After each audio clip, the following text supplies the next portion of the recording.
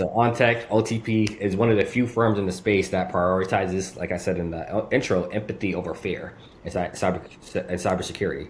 So how did that philosophy come about, and how does it influence how you acquire and serve clients today?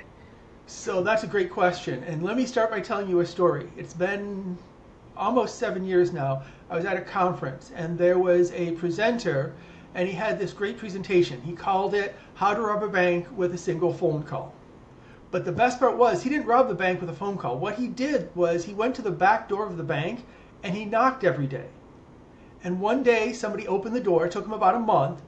Somebody opened the door. He said, I'm a IT consultant. I've lost my badge. I'm going to lose my job. You have an IP latency issue. Can I come in?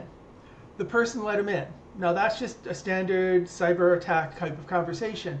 But one of the things he said at the very end that really hit me was he said, but I want you to realize that we want to punish people for just being good human beings. Yeah. And I stopped there and I thought about that.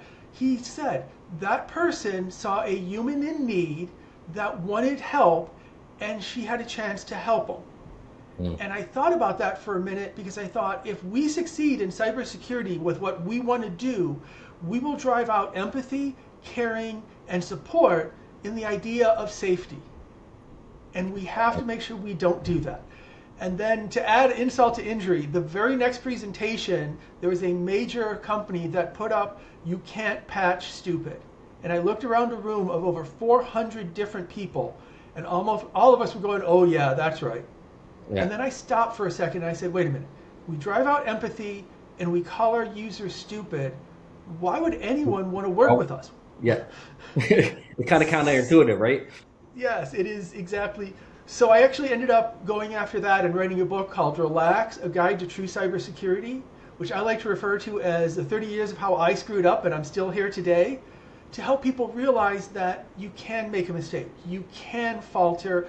You're not a bad person because you do click on an email that you mistakenly thought was real. You're just human. Yeah. And so that's where it started. And it's funny because as I've gone on from there, and you'll probably get a kick out of this, I was listening, we have the phrase in cybersecurity, users are the weakest link. And if we just could get rid of the user, we wouldn't have these problems. And I finally challenged one of these people that was presenting. I said, so let me understand this. Human beings have been human beings for well over 100,000 years, yet your technology, which is only 5 years old, is fine, and the human being that we knew would react the way they're reacting is a problem. Yeah. That's a mistake. We need to look at what humans do instead of how do we make humans fit into our system.